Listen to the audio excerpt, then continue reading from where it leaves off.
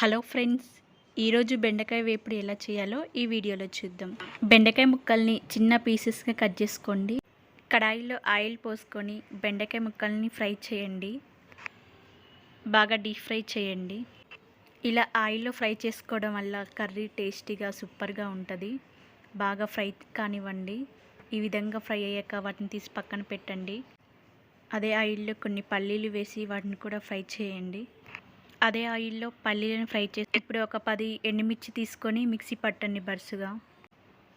ఆయిల్లో పోపు గింజలు, ఆవాలు, జీలకర్ర వేసి 1 నిమిషం ఫ్రై చేసినాక ఎండుమిర్చి, ఎల్లిపాయలు, ఆనియన్స్, పచ్చిమిర్చి, కరివేపాకు వేసి ఒకసారి కలపండి.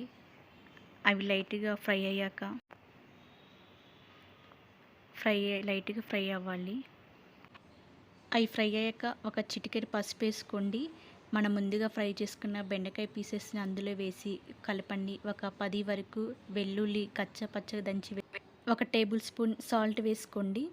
మనం ముందుగా మిక్సీ పట్టుకున్న కారం పొడిని వేసి కలపండి. చూసి వేసుకోండి.